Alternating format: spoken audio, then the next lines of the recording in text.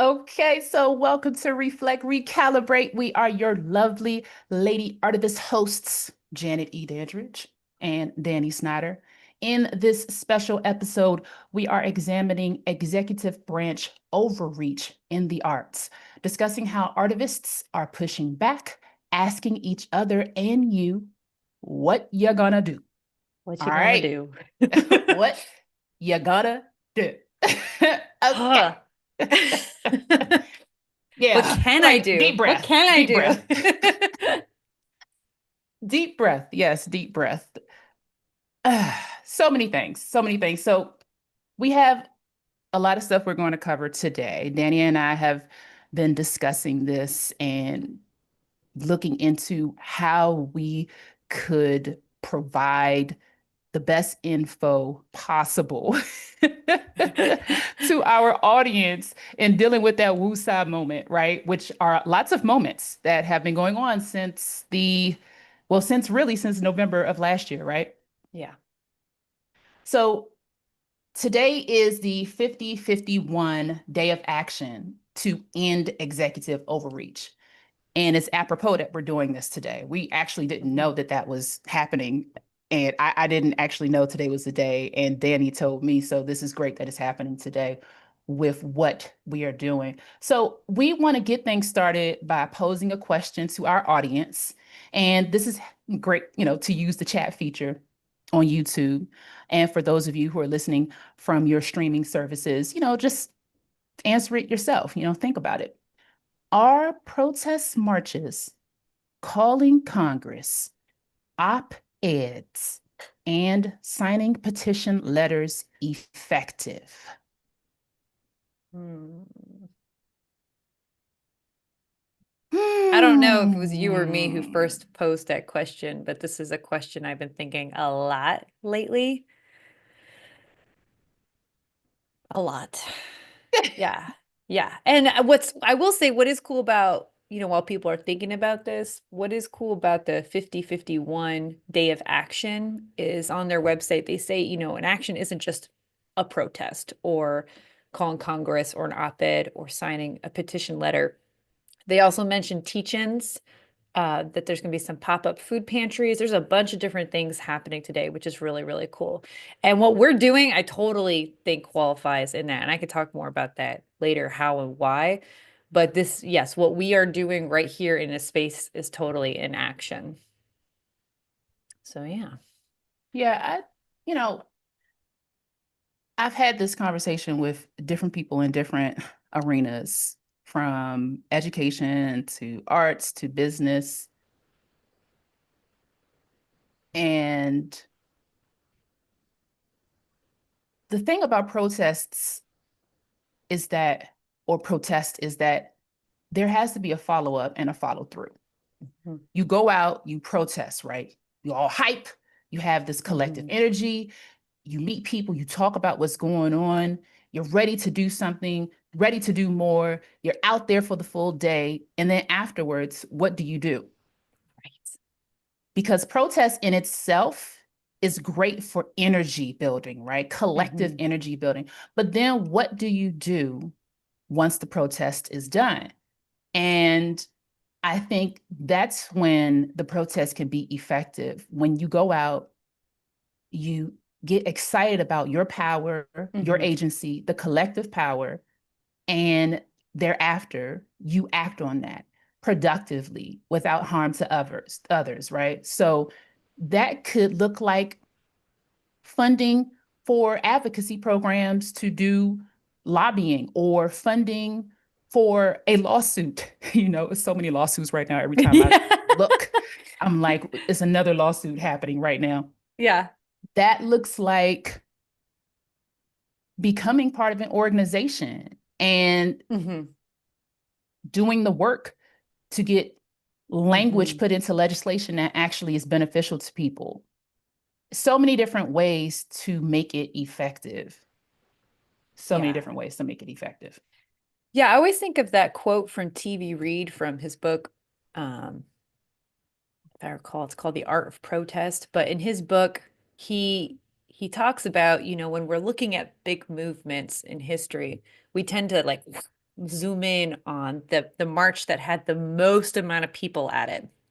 And we forget about, or we shouldn't say we forget about it, but we don't really write about all the meetings that were happening in basements of churches and community centers like these kind of spaces, these kind of dialogues and brainstorming and what's working, what's not working, what can we do, what you gonna do, right? Yeah. So this part is part of the process, and that's why I say it is an action. It might not be the action that's so focused on in history, like, MLK's speech, for example, MLK Jr. speech. So I I think, yeah, when you have a bunch of people, when you have thousands of people that show up in the streets for a march, that draws media attention. So yeah, in that way, it's effective. And it's also, people who are onlooking going like, huh, this looks cool. Like, hopefully it looks cool, not scary, but it's like, these are what the cool people are doing. Maybe I should get in on that. So yeah, there are different ways where I think it is effective. Same way with op-eds, it's it has the potential to sway opinions and change minds. And what's really nice about op-eds too is it's an opportunity for especially folks like us and academics that can bring maybe new research to the public. So I think that all of these have different elements of effectiveness. That's why we keep doing them.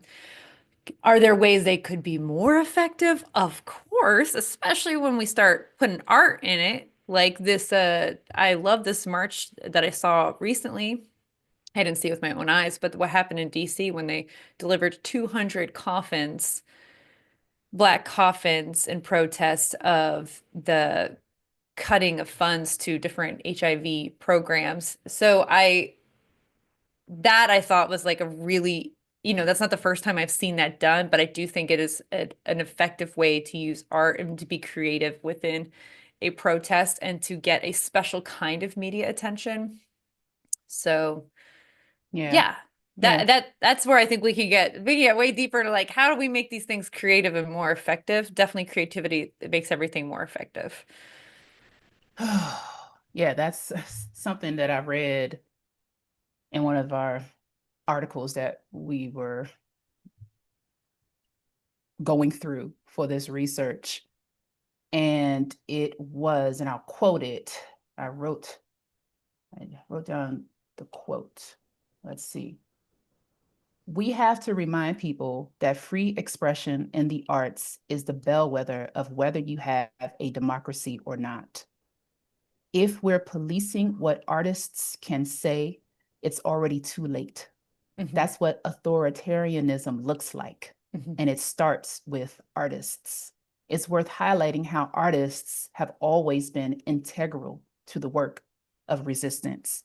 And that's a quote by or from an article that featured Claire Willett, the writer, the journalist. Yeah. Yeah. I've been, that's one of the things we're going to get into in a second. But yeah, I totally am feeling the McCarthyism. I'm totally feeling like, is there going to be another Hollywood blacklist? Like, is there going to be, I think it totally has the potential to go beyond just institutions that are being publicly funded. Like, it could go beyond that into other private sectors. Oh, for sure, for sure. And so, speaking of that,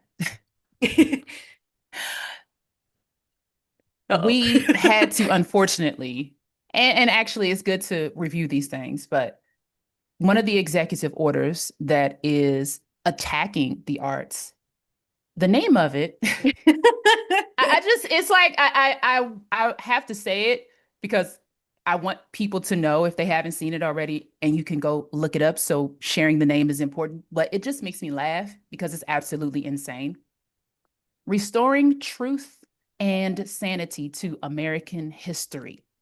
That is one of the executive orders that has been put out to attack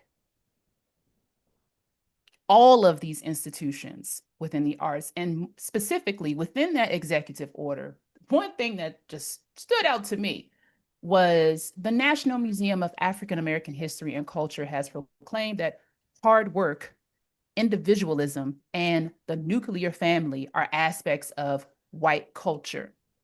The forthcoming Smithsonian American Women's History Museum plans on celebrating the exploits of male athletes participating in women's sports. These are just a few examples. First of all, those are two. That's a couple, not a few. So many people who just really don't even know how to write properly that are in these positions. And prior to that, it speaks more on NAMAC, the National Museum of African American History and Culture. And it says the craziest crap that the Smithsonian, well, specifically about, I'm sorry, the Smithsonian American Art Museum Yeah. today Saving features, the Smithsonian, I think yeah, is the yeah, phrase they use. yeah, We're going to save the Smithsonian. I'm yeah. like, oh, It's it's okay. it's really insane. And I apologize if we're like going down a rabbit hole of saying how ridiculous it is, but I just can't help myself. So, for example, the Smithsonian American Art Museum today features The Shape of Power, Stories of Race and American Sculpture, an exhibit representing that societies, including the United States, have used race to establish and maintain systems of power, privilege, and disenfranchisement. The exhibit further claims that sculpture has been a powerful tool in promoting scientific racism and promotes the view that race is not a biological reality, but a social construct, stating race is a human invention. Like, yes, it is. So what are y'all talking about? Like, we could just Yeah. spend a whole Yeah. episode on just pulling apart this ridiculous executive order. And so then they further go on to say that museums in our nation's capital should be places where individuals go to learn, not to be subjected to ideological indoctrination or divisive narratives that distort our shared history. So we're saying that none of the atrocities happened in the United States history. This is why artists and art is just pertinent to forward Mm-hmm. progress in our society. Mm-hmm. Because without documentation, without research and reflections on these different atrocities, on the history of the United States of America, how would we be able to move forward? Right? How would we be able to progress as a society, as human beings, learning from our past to do better in our present and in our future? Mm-hmm. Woosah. What you got to say about that, Dan? Well, About that's why I mentioned the McCarthy thing. I'm like, we study history to not repeat it, right? And I'm like, this feels like we're really going backwards. I don't know about this. So, oh, yeah, I've been doing some research into this whitewashing. Where are we in the museums and in other places? Where are we? Where have we started the whitewashing? Even though this is not a bill. What was that term that you used, Janet? This is not even a bill. executive No, no, I know order. this is an executive order, but the other Oh, day when okay. we were talking, you used a term. This is preemptive. What was like people Oh, reacting like yes. Let me look it you had a up. great phrase for it, but like people are already reacting and responding, and I'm like, this is not a bill, y'all. Like let's pause here for a second.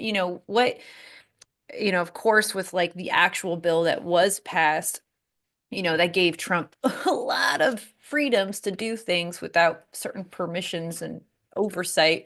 But I'm like, before everyone just starts reacting and changing things and editing things and deleting things, like what happened on National Park Service's website, where like Harriet Tubman's photo is suddenly gone, and the whole description of how this white and black collaboration, it was like totally whitewashed. And that's just one example that I think hit a lot of the main news outlets. But this is something I'm particularly interested in, is particularly locally here, because I found out recently here in Virginia, apparently, now I'm in the south part of Virginia, but it's apparently Confederate Heritage Month, Oh, Confederacy Heritage Month. And so I wish that I had maybe done something a little bit sooner and done something this month, some sort of action about like where is the whitewashing happening locally here. and how can I bring attention to these stories, these narratives that are, again, being edited, deleted. Also, there's still narratives that have not even come to the surface yet, like people still don't even know about. And so that's something I'm interested in doing. And I'll kind of pause on that because that we'll talk a little bit later about what you're gonna do. But yeah, that is really scary to me. The phrase is, and I did not come up with this, Oh, right, right. it's anticipatory obedience. That's right. Anticipatory. Anticipatory obedience. And I I'm sorry. I had a moment where I was thinking about these kittens that I'm trying to train, and I was like, this would be great if I could teach you to be anticipatory obedience, but not, no, you're kittens. So, but the humans, how are we, Janet? How are we being anticipatory obedient? Well, I was reading an article from the American Association of University Professors, and the article is titled, let me get that for y'all if I can get it to you quickly, Against Anticipatory Obedience. So, what it means, just to provide the definition, anticipatory obedience refers to the act of individuals or institutions complying with the perceived expectations of a powerful authority, often a government or leader, even before any explicit demands or coercion are made. Ew. Exactly. You're bowing down already. Yeah, yeah. And it's just like, well, is it right? And for Mm-hmm. me, that's like one of the main questions. Like in the question you posed online, asking people, what was the question, Danny? So yeah, and I'm curious too if anyone answered the other question we posed earlier. But yeah, the question I posed yesterday on Instagram was what concerns you the most with the executive orders from the USA president in regards to artists? And Yeah. yeah, this Mhm. was a big one. Yeah. If if you go ahead and allow yourself to not even be educated about what something is in particular that is being pushed towards or placed upon you for you to obey, right? And you think if you actually obey, you're going to be on the good side of Mm-mm, the oppressor. mm-mm, Just think about the word oppressor. You're not going to mm-hmm, be on the good side. You're going to continuously be oppressed. And if you bow down and you don't fight back, if you don't stand up, then you're really going to be walked over. And mm-hmm. I mean, why would you do that? That's setting the precedent that it's okay to do this, and it's not Right, okay. like all these universities right now. Yeah, Okay. yeah, Okay, yeah. sure. Yeah, okay. And some are actually saying Right. no.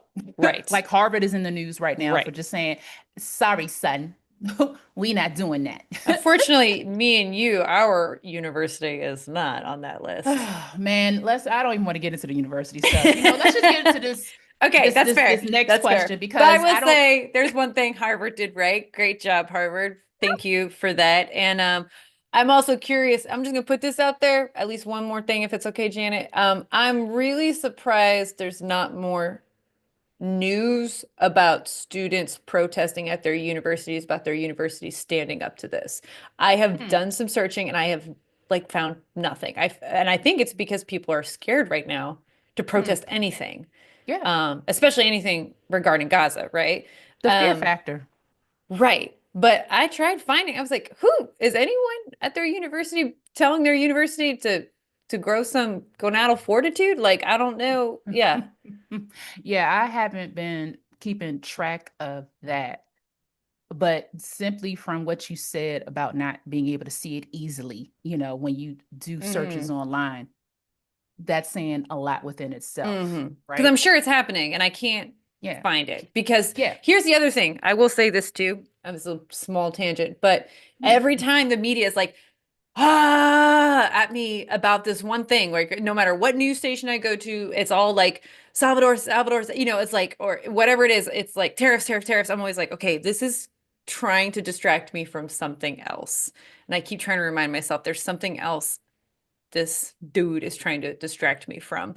What else is going on? And it's hard to find. It's hard to find out. I really like, I've honestly not been someone that reads a lot of feeds on social media. I don't do it. I post the thing I have to post, and I know I'm supposed to go through feeds and like this many things so people like my shit or whatever, but I don't do it.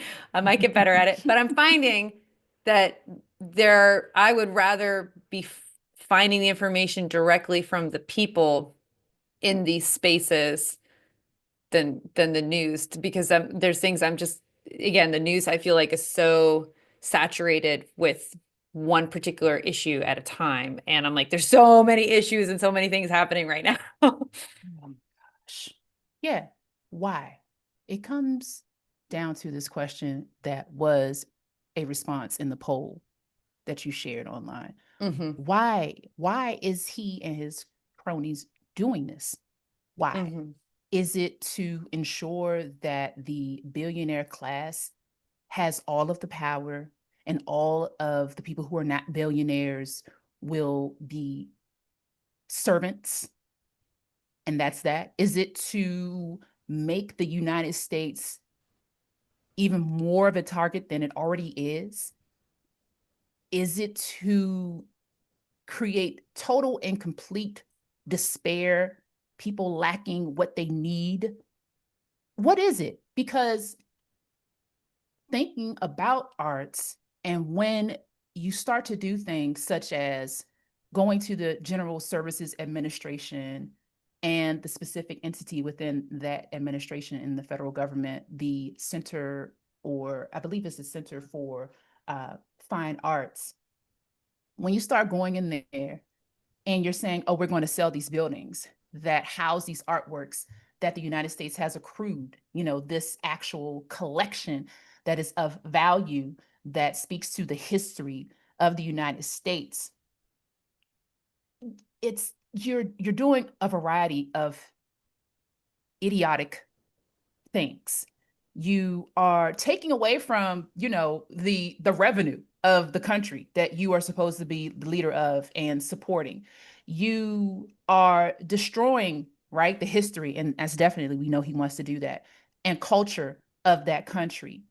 You are putting the public in a position that is detrimental across the board, because we know that art accrues in value. We know that art, and speaking on the financial tip, on the cultural, spiritual tip, we know how art influences people and helps people get through difficult times, right? So the question of why is he doing this, it's just like, you're maniacal, you're evil. So how is art effective right now at pushing back at this executive overreach? We just touched on the executive order of restoring truth and sanity, blah, blah, blah.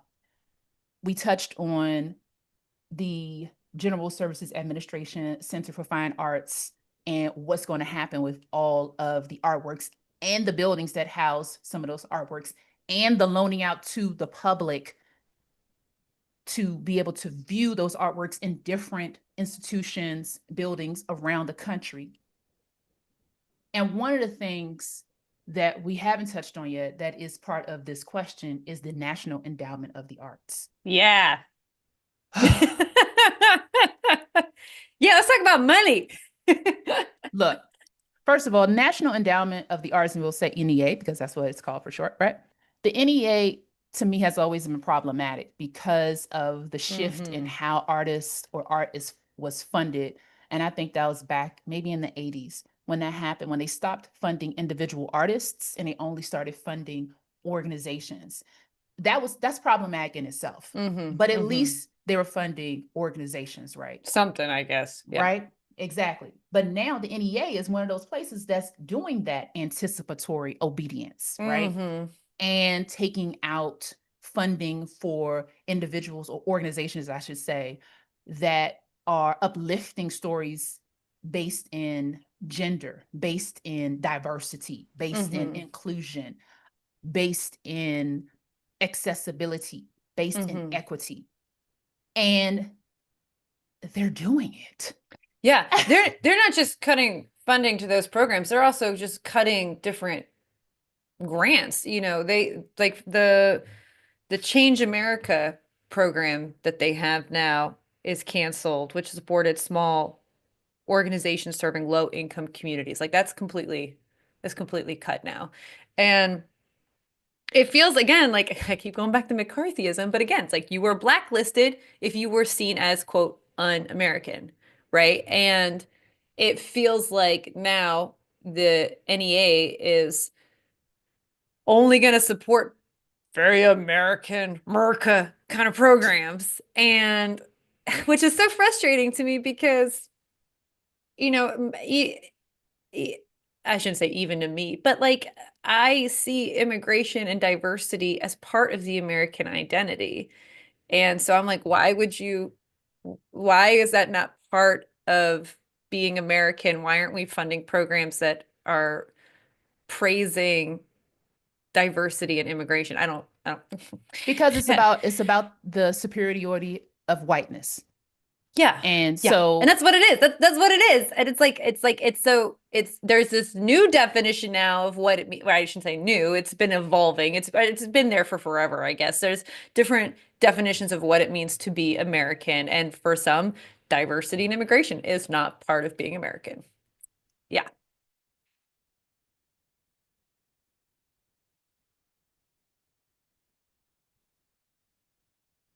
Uh-oh, did I lose you? when I'm so sorry. I lost you for a minute. I'm so oh, sorry. I went no, away. I no, don't know if I froze or what. What did you say? oh, no problem. No problem. It might have been me. It's It might have technology, been so it Trump coming happens, in and right? being like, trying to stop it. I'm sorry. Say that again. Right. Well, just saying that it is so dumb for the just it's immigration, diversity. This is how this country was established. First of all, it was established through or because of greed and hate. And then the people who came here, obviously, weren't they immigrants? I'm just saying. I'm just saying, right? I mean, they left one land and came to another land, right? So how is that not American when people the people who think that how is that not the United Yeah. States of America? It's just really fascinating. And Yeah. using art is always been a problem for art and artists because yes, you're going to attack art because art is a way that people are able to receive information because people can move through and into art with ease Mm. because people enjoy art. People listen to music. People listen to the lyrics. They live by lyrics. People check out different sculptures. They gaze upon different paintings. They experience performance and they feel the affect of art creates an effect. So if Mm-hmm. you Mm-hmm. feel something, you want to do something, Mm-hmm. right? Mm-hmm. So that's why it's always attacked, right? And we'll share some folks who are providing very eloquent reviews and understandings of how art is impactful and the history of art and why it's always been one of the first places to be Mm-hmm. attacked. Artists and art, first places to be attacked because they know, oppressors know Mm-hmm. that the arts is what can deliver to the masses and get messages out. So Mm-hmm. again, how is art effective right now at pushing back at this executive overreach? Should we share Yeah. some Yeah. work right now? Yeah. Okay, so Let's do I'm it. going to share my screen, y'all. And if you're listening in, Mm-hmm. I'm going to pull up a work called Lost for Words by Greg Bunbury, who has been one of our guests on this Mm-hmm. show. Finger blast. And Greg Bunbury is based in London. I believe Greg is from London. Mm-hmm. And so I'm loving this because of the international the Response. Yeah. international effectiveness of art, right? Mm-hmm. Yeah, Mm-hmm. exactly. So let me go ahead and share my screen. And for those people who might be listening in, Janet, would you like to give a description of what this image looks like? Yes, I will. Let me go ahead and pull up the information so I can read it directly. I was about to say, you got better eyeballs than I do. So I'm going to pull this up quickly so that I can provide a direct and accurate description of the work for folks. Okay, So, great. first of all, what we're looking at are various terms and single words on a black, on a white backdrop, black ink, and I'm not sure what type of font this is, but in between the words are little black bullets, okay? And so I'm going to share with you what Greg stated in the description on social media.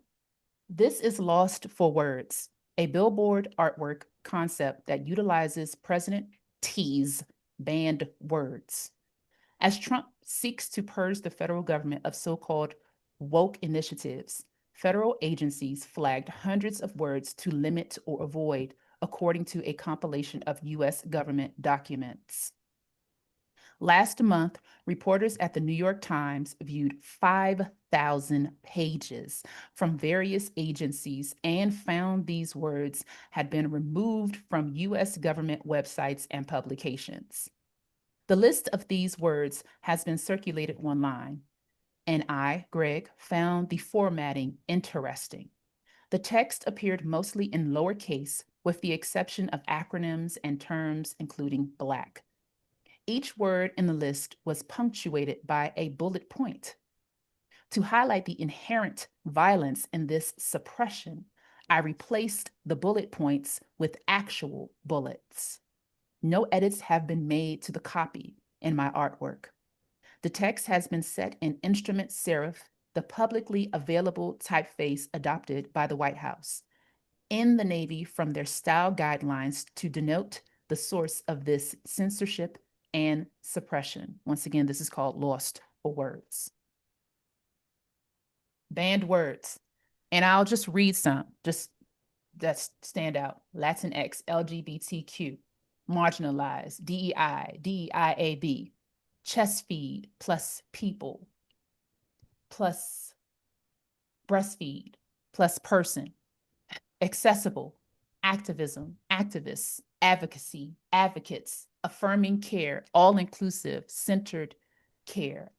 Let me say that entire phrase, person centered care, oppression, intersectionality, genders, equitable, disparity, cultural differences, climate crisis, status, stereotype, systemic, systemically, they, them, trans, transgender, sense of belonging, racism, racial identity, racial inequality, racial justice, racially, racism, pregnant person, pregnant people, pollution, orientation, victims, underrepresented, underserved, women. These are banned words, y'all. Women. These are banned Okay. words, Okay. right? And this piece is a billboard right now, correct? Yes, I let me don't go ahead to know the next I don't know slide. where it's located. Um, Well, let's see. Well, we know it's in London, but I'm not specific. I'm not sure specifically where yeah. in London. But But knowing if you Greg Bumbury, there's a lot of people driving by it. exactly. So, what are your thoughts, Danny? Just I think this is, I don't want to say it's, I'm not trying to say this to undermine it, but I think this is a simple piece of artivism, and it's been very inspiring to me. I will go more into it later, but I'm thinking about doing something with billboards too right now. And this, I've, again, like looking at things we want to cut, things we want to edit, and then things we want to whitewash, just put it on a billboard. Hey, F you. That's very in my punk nature. I like it a lot. Like, you want me to delete it? Great. Look, watch me put it in big ass letters on a board that 100 people are going to drive by every hour, you know? So, yeah, I think it's the idea is simple, but what he did with the bullets, I was like, oh, that's really, really good.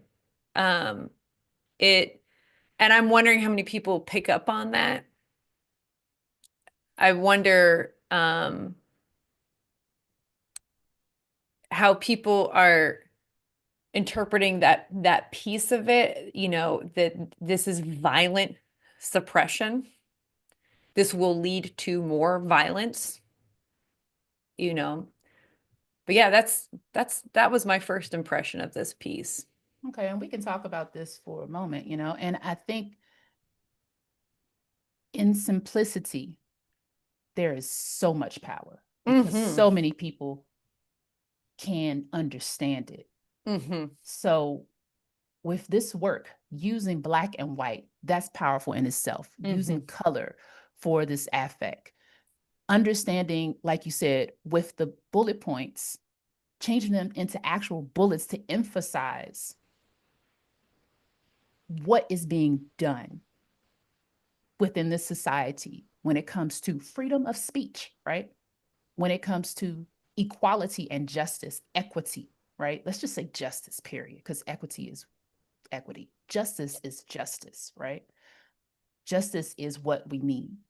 When it comes to expressing love and care, concern, empathy for people, I appreciate the powerful use of text, specific font Mm-hmm. within a frame that the public can digest, understand, and converse about. I think this is a very powerful work, Mm-hmm. right? It's like one of those Mm-hmm. works, like, dang, I wish I could have done that. You know, Greg, I wish I could have done that, Right. man. Well, we can, and I'm totally going to steal this idea and do it differently. But yeah, yeah. um, I am, and it's painful. You know, it's painful because the word women. Yeah, or uterus. I was like, Oh, what? like you, like what are you What? talking about? Like what is happening? What is happening? This is a Yeah. banned word. Are you kidding me right now? Right. This Right. is why that whole golden age, I'm like, oh, the golden age when people like me Mm-hmm. were, you know, being still being lynched. I mean, lynching is happening into the 21st century, but Yeah. you know, like so taking out all those words, right? Disregarding all those words. And what I'm going to do, I'm going to go back so we can see the image full for those of you who are watching us on YouTube, Mm-hmm.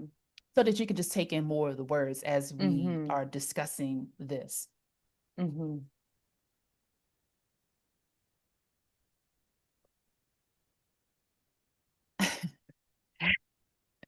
It's funny because you're speechless. There's so many words and then you become speechless, right?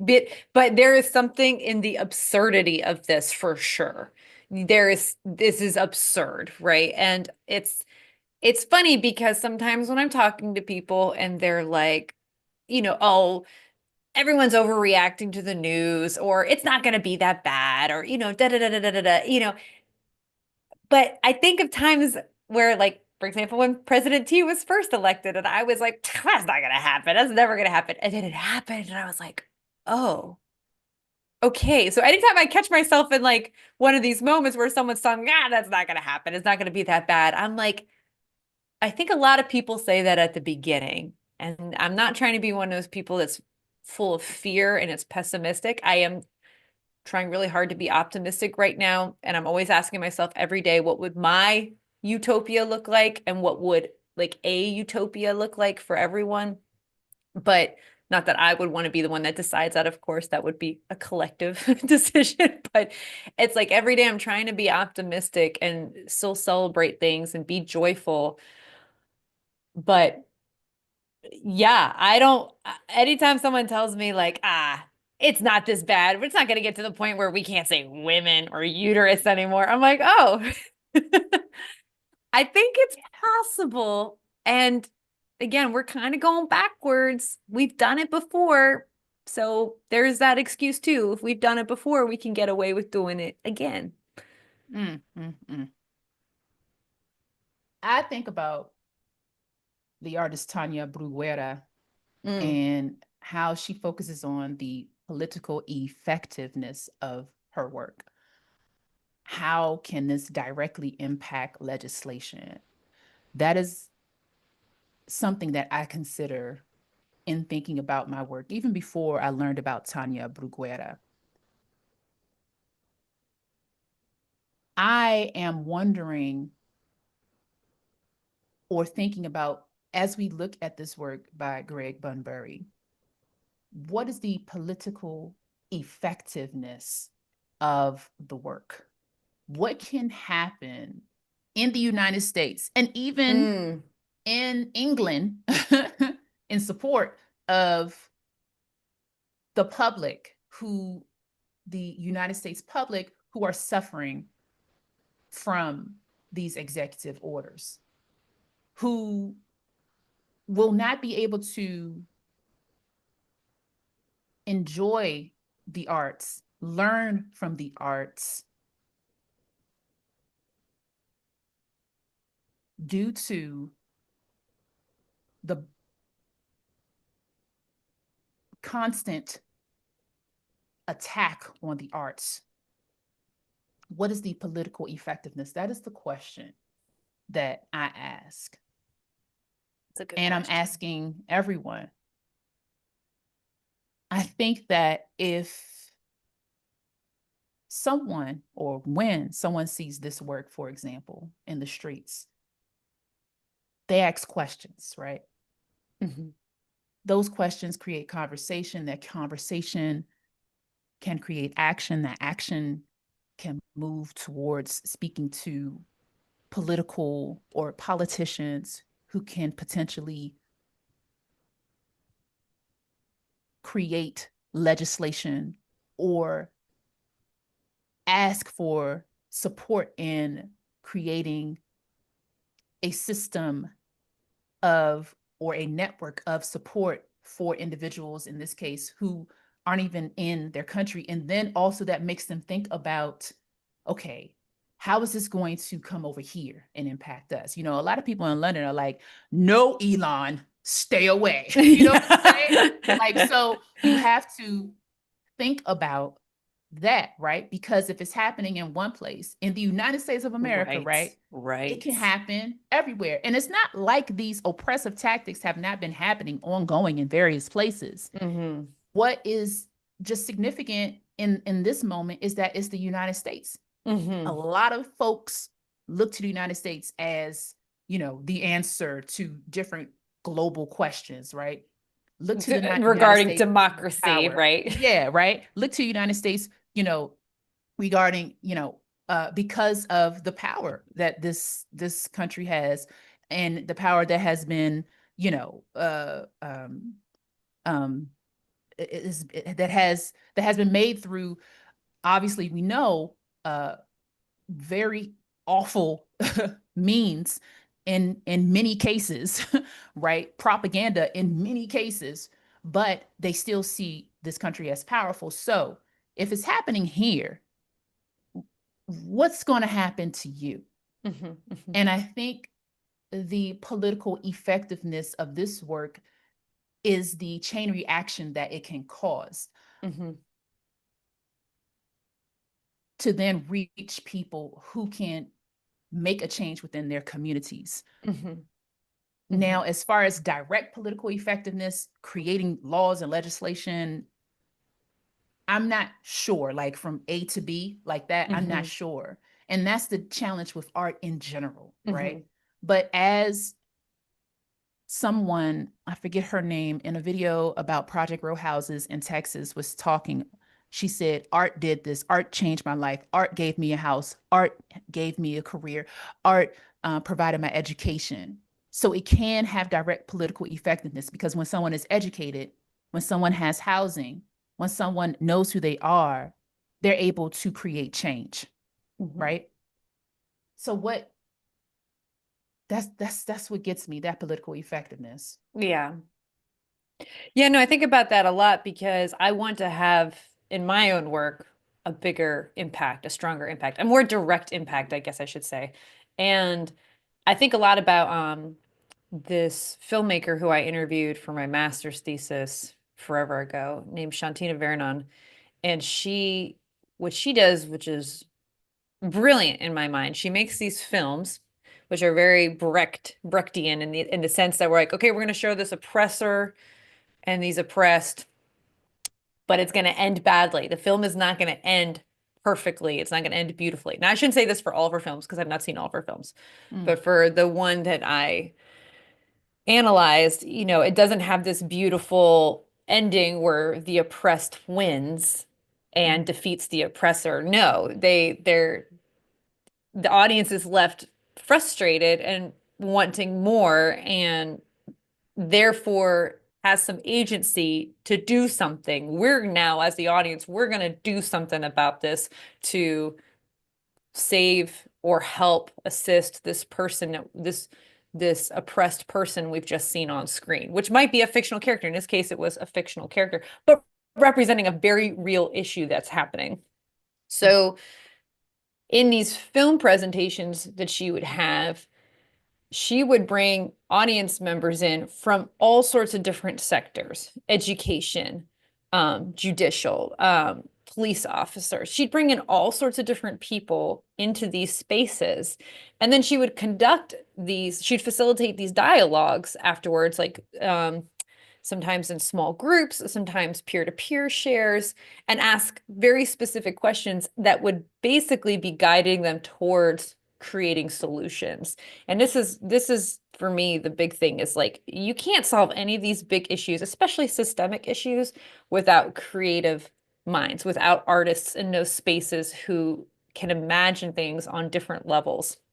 And so I feel like this mix of people that she'd have in there led to very creative dialogues and creative problem solving that then would end in, okay, what's the next step? How are we all going to get together now again and start really taking action on this plan that we've put in this place, this idea that we've put in this place?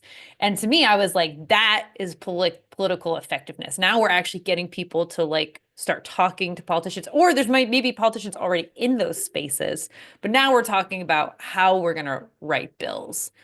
So, mm-hmm, um, mm-hmm.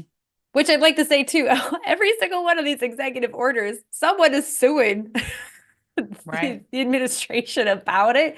So it's like there's a lot of pushback for every single thing and people questioning, is this legal? Is this legal? Can you do this? Do you actually have this power to do this? Even though with the bill we did just recently pass, like, do you still have this ability? So Yeah. I think that works that can take that extra step like we were talking about, that will go into the political sphere, that will go into those political spaces. That to me, that's what I'm interested in doing. And I think there is ways to do that. Like, how can you, right in the space of where that billboard is, conduct and facilitate a conversation? Yeah, and I wonder actually if that has happened. That It that would be might a good have. question to ask because I mean, I would stand as this my backdrop Mm-hmm. and have a press conference, Mm-hmm. right? And invite politicians or community members, whomever, the public, to have conversations about this that Mm-hmm. then, I share with different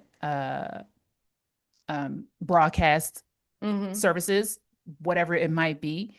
I mean, it's so many ways that Mm-hmm. we can think about how do we make this effective politically, right? This Mm-hmm. is affective and this is effective. Mm-hmm. And how can we create political effectiveness with it? Mm-hmm. I'm going to stop sharing Okay. right Yeah, now. imagine that. Imagine if every person who came to that conversation had a photo of just them in front of that board and posted it. And Yeah. another person posted it, and we just saturated the internet Hey, with, this is hey yeah. y'all in London. Look Y'all at go all check these that words out. you don't want us to Like say. yeah, like y'all in London. Hey, check it out. Go ahead, take a picture in front of Greg Bunbury's Lost for Words. Share it with us. Put it online. Tag Mm, us. You know what I mm, mean? Because it's important for us to see that. And that's mm-hmm, again, the strength in the work. It's important for people to know that you can't actually, you're not supposed to use these words. These words are illegal. It's just crazy. So you've been talking a lot about what you're going to do. So we're going to get into that right now, I'm so right? sorry. I don't mean to. I actually want to know what No, you're no, gonna it's do. not. It's not. No, it's not a problem. I I bet just you want to. have more of a This plan was a than I good do, segue. actually. So I think you should start. It's a good segue. It's a good segue. And I could start, no problem. Janet, what you gonna do? Okay, I'm sorry, y'all. Ooh, I didn't mean to clap. No, that's like probably horrible in your ears. Um, so what am I going to do? So first of all, I've always been doing work as Yeah. an artist, Yes. fighting back. And so this is just a continuation, Hmm. yet because of the specific executive branch overreach orders, it's pertinent to address this specific issue because it's timely, right? Hmm. I think about, again, that SMART tool that we always talk about: specific, measured, what is it? Attainable. Attainable, I say relevant, and relevant. Some people relevant. say realistic. I say relevant. And Okay, then relevant or realistic, time bound. and time bound or timely, You right? yeah. So You can tell I'm a it's teacher, right? yeah, What's your SMART goal? and it's helpful in Hmm. many ways Hmm. because it helps you plan out what it is that you're going to do, especially if you want that effectiveness, that political effectiveness, that Hmm. affect. You want to be able to use the work in a way that's going to have a follow up and a follow through. Hmm. So I'm doing a few things right now, and I have other things in my head that I have not yet figured out. One of the things that I am doing right now is offering my program Fluidity, which is an arts centered experience for the public to learn how to create artivism, to learn how to use their creativity to influence campaigns, political campaigns, to support political campaigns, to support their community members, even to support folks in their neighborhood. And it's also a way for folks to understand their power and agency, because I think that's very important for people to understand you do have the power to make a difference. So that's one thing that I'm doing and that I'm offering facilitation on, which that can happen 5 days, 7 days, 11 days. And right now, I am seeking to get a group together in Vermont to be able to facilitate fluidity with them. And it's just apropos. Right now, you want to have civic engagement, you want to do something. Hmm. Going back to that initial question we asked about the protests. After the protest, what are you going to do? How are you going to use that energy? Hmm. So I'm offering fluidity. As far as personal works, artworks, I am, and I have been doing, and I'm putting together how I'm going to do it up here. It's a work called Amendment Nail of a Nation that Danny knows. And I'm going to be performing that in Vermont. I am now looking for places to do that and talking to people so that I can get that moving forward. And what that work involves is a performance speaking to the weight of the American, the USA flag, and what's deeply embedded in that flag, which I think is highly poignant at this moment in our history. And how do we dismantle the greed and hate that's embedded within that flag? Going back to that idea of who is an American, what is American, right? Using that energy and transmuting it into energy that is untainted love, that is helpful, and that can create a new social contract between citizens, between Mm. humans. And so I am hoping to get that going at some point in the summer, maybe before. I doubt it. It's a little bit too soon, but that's what I'm doing. And as far as the political effectiveness of both of those actions, first the program Fluidity, and then this particular work, Amendment Nail of a Nation. With Fluidity, The political effectiveness is in helping people understand how to organize, how to be a grassroots organizer creatively, and to influence campaigns. With the political effectiveness of Amendment Knell of a Nation, it is about creating a new social contract that will be a living document, is a living document that can be sent to Congress, senators, representatives, etc., folks who represent us in the government. That work, when I was talking about direct political effectiveness, it's not direct political effectiveness, but as I was describing with Greg's work, it's this chain, right, of events that can lead to something changing. And I think the main element in that work, one of the main elements, is for the individual. They're thinking to shift, understanding how they can be powerful in creating legislation that can be helpful to their communities, their families, themselves, their country, society, globally. So those are just two things within the arts that I'm doing. And fun fact, that was like the one time I saw you in person when you did Yep. that piece. The one Yep. time. The first time I did it. And it was COVID. We still were like, hi, from like 6 foot distance. Yeah. Um, Yeah. yeah. Yeah. And I forgot about that social contract part. So yeah, that's good. I like that. I like that interactive piece. And yeah, it's weird using the word direct, but I feel like it has a more specific direct path. You know what I mean? It's not like, oh, just whatever conversations and dialogues happen and then whatever people may do, it's not open and vague like that. It's like, no, this is a very clear intention and tactic, and it's a little bit more specific for the viewer of like what am I going to do next? So I like all those things. Yeah, and I feel like that's leading into a conversation about just artivism and how artivism has a little bit more specific intent. Like you want your viewer to leave with a very like specific action to take. So I still have a lot to brainstorm for my projects. I'm still in the Right. very early stages. So a lot of what I've been doing recently has been in food sovereignty and food insecurity. But I have been thinking a lot about for my next season. I'm starting to think of myself more in seasons of like, Oh. okay, if I were like a theater company, which I do a lot of theatrical stuff, like I'm thinking for me personally, what's my next season going to look like? What are the projects that I'm going to do in this next season? Um, and in that Instagram post that I made, I want to read one response real quick. Stella Sin, who, in my opinion, is the best burlesque dancer ever, made a Ooh. comment. Yeah. In fact, I really want to hire her for one of my projects, but she Ooh. don't know that yet. So if she's Well, should listening, know now. she know now. But her response to that poll, as far as what are your biggest concerns regarding executive branch overreach, her response was, economic uneasiness, i.e., people being fearful to spend on, quote, non essentials and viewing art as a non essential. So career artists are no longer able to support themselves with their art.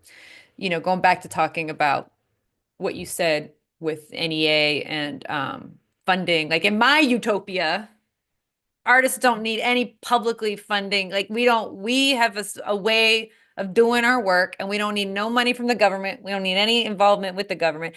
I'm not saying what's happening is good, that the same way it's like, oh, we're going to suddenly start making everything in America and we're going to be able to do that in 3 months. That's not realistic, right? It's going to take years before America can start making its own shit. But as far as artists, I don't think the way things are just suddenly being very dramatically cut, I don't think that's good. So I'm not saying that. But in my utopia, the government, we don't need funding from the government. We don't need their money. It's no good to us. So, um, but yeah, no, I've been thinking about that because I'm finally doing my first mural project and I'm very excited about that. And I was like, you know Ooh. what? Yeah, right. And I was thinking, because I'm more of a performing artist, not a visual artist, but I'm finally facilitating a mural project with a group of teens, which is really cool. And that's going to be on mental health. And then I was like, you know what? I want to finally do a billboard project. And that's why I was saying that Greg Bunbury's work was very inspiring to me. I've been thinking a lot about in Austin, Texas. There was this awesome art boards project where these artists were sick of all these big ass, ugly billboards popping up all over the city of Austin because the city of Austin was growing at such a crazy fast pace. So all these highways were under construction, all these new billboards were going up, and these artists were like, we are tired of looking at these ugly billboards. Austin used to be a very beautiful city, and it can still be a beautiful city. So these artists basically started renting all these different billboards, and they did this contest every year where people could submit works to go on these billboards. And it was cool. You're driving Mm. down the highway and you're looking at these beautiful visual art pieces on these billboards. Like a highway has become this like gallery kind of space. So I've been thinking a lot about doing something like that here. And maybe it just starts with 3 billboards. I don't even know how I'm going to do that. In my planning, the money hasn't Mm. really come in yet. So, but in my utopia, I don't need money to get 3 billboards. So let's say I start with 3 billboards, and maybe one of them is somehow showing the value of art and how it is essential. Maybe one of them is addressing a local story that's been edited, cut, or whitewashed. Mhm. Third one, I don't know yet, but I'm looking at these executive branch orders and I'm thinking about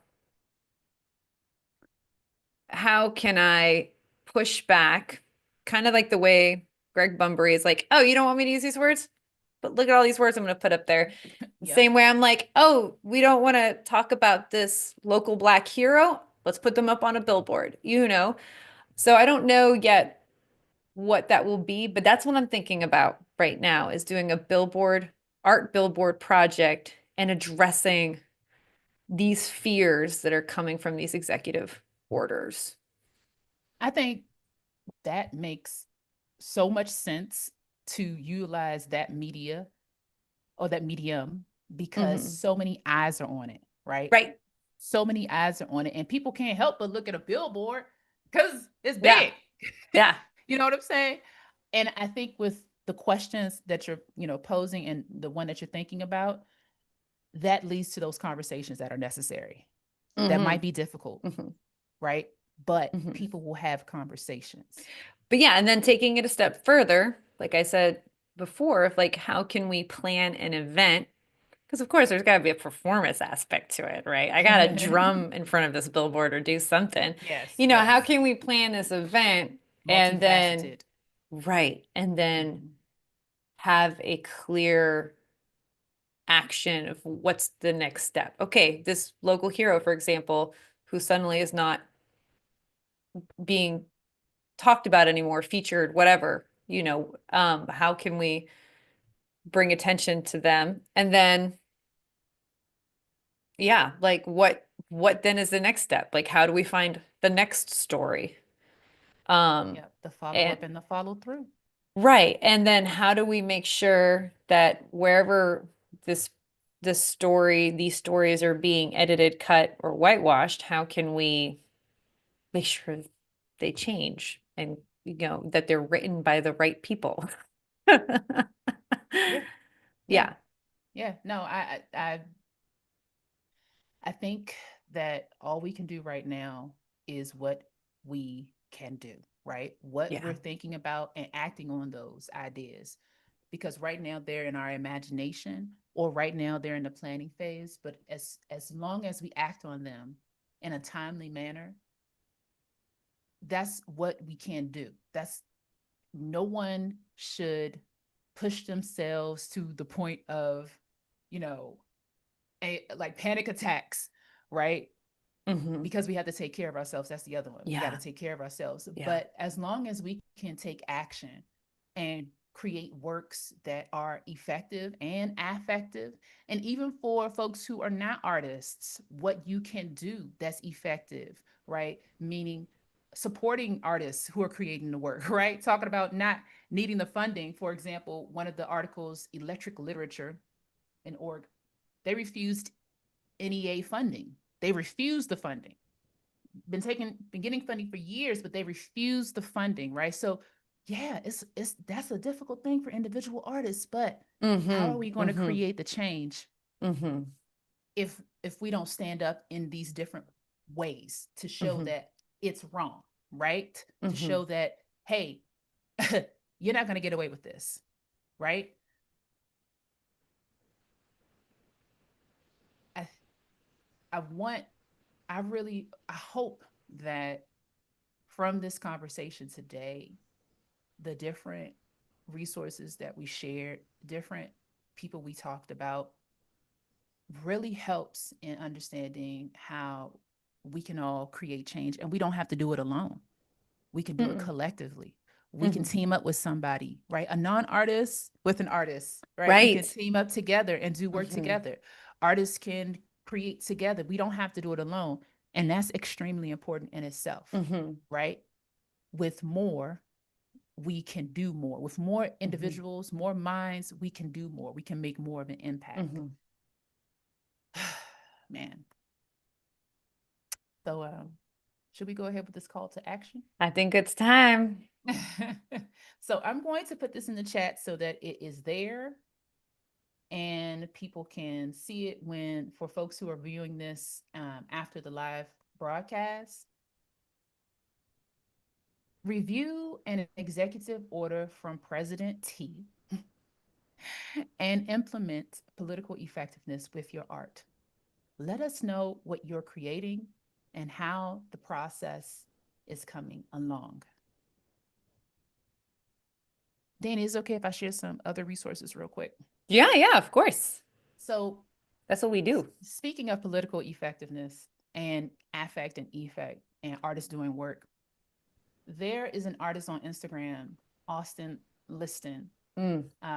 who actually, Austin De Lugo Liston, who I actually was in grad school with. And Austin has a way of utilizing art vocabulary and day to day language to help viewers understand how art was created, why art was created, the political impact of the art. And so you get a lesson in art history as well as a lesson in the basic elements of art, color, Mm-hmm. right? Mm-hmm. Emphasis, pattern, space, design, all of those things. I think Austin is someone that if you are seeking to learn more about art and the political effectiveness of art while understanding the art vocabulary and learning art vocabulary for those who aren't artists, Austin is another great resource. Another resource that we selected for this special episode, and I've just been viewing it. I went online today just to see what the update was. Is a tracker that the Pittsburgh Arts Council has put into play, and it's called Trump's Impact on the Arts: A Running List of Mm-hmm. Updates. So, for example, as of Thursday, April 17th, which is the Mm-hmm. latest update that they have, two local news stories provide more insight into how the Trump administration is impacting arts and culture organizations in our region. And those two stories that they have on here is Doge cuts at NEA National Endowment, I'm sorry, NEH National Endowment for the Humanities hit Carnegie Museums, Phipps, and more. And then church murals restoration face funding shortfall. So Mm-hmm. that is another great resource, a tracker if you want to know what's happening within the arts pertaining to all of these executive orders that are coming down the pipeline from this executive Mm-hmm. branch.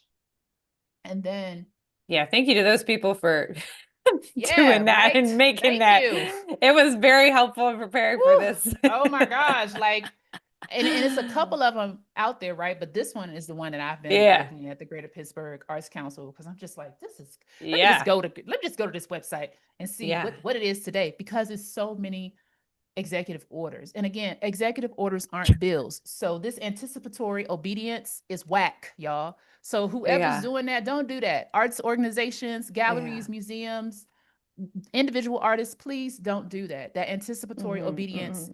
is what creates even a bigger problem, because then it signals to everybody else you got to fall in line too, and that's not what we're Yeah. doing, right? Yeah. And Um, there are so many executive orders. There's so many, like we didn't even get into the one where it was what was it? Defending women from gender ideology extremism. I'm like, oh my God. so There's so okay, many we didn't even touch into yeah, today. yeah, But that being yeah, said, we're going to do this again, y'all. yes, We have decided, and this we actually I got a text from Amy Funderburk too just before we started. She was on one of our episodes as well in one of our study groups. She wrote to me. She's like, "I'm so glad that you're doing this," in like all caps. And I was like, "Yeah, no, we need to do this." So we're gonna do another episode like this, y'all. We will let you know when that's gonna be. Stay tuned. If you're not already following us on Instagram and the social medias, please do so and share and like, on the search. all the things. Jana, was there anything you want to say before I close this out? Do Oh you man. have any other What resources or anything? what can I say? Oh, just just about this executive branch overreach. Yeah. This dude has been doing this for a long time. Yeah. So Yeah. one of the articles that I read, oh gosh, which article was that? I think it was Vanity Fair. Mm. So this person, him, the president, he purchased buildings, I think for the Trump Towers. Mhm. And there were Art Deco art pieces on those buildings. He told them, whoever he's purchasing it from, that he was going to save those artworks and donate them, right? You know what he did, right? He just destroyed the whole building and did not donate the artworks. Yeah. Yeah. Now, It's just a lot of recklessness. now It's it's just a lot of it, don't give a shit. and then he's saying that artworks must depict a historical lyrics significant to Americans and must not be abstract or modernist in nature. I might be misquoting that, but what? So you can't have any modernist or abstract artworks. Artists can't make those. Hey, artists, you can't make those. Yeah. What shall you do? Make Yeah. them. Yeah. Exactly. Exactly. That's all I have to say right now. Ah. I'm sure there are more resources that we will think of. Please make sure you check out the show notes to this episode, and we will put all those details in the show notes. But yes, thank you everyone for staying with us today, for joining this conversation, especially those people who were involved in the chat or in our Instagram posts. I know I didn't get to read and spotlight everybody who responded to our poll, but thank you so much for that. And we'll be doing that again. Don't worry. We want to know what y'all are thinking, what y'all's concerns are. And again, please keep us up to date with your projects, what you're doing, your political effectiveness. So, yeah, before we go out, we'd like to remind you all that this podcast is funded by the two of us and your donations. Please help us keep our podcast going by making a donation through our PayPal link in the show notes. And till next time. Peace. Peace. Woosah.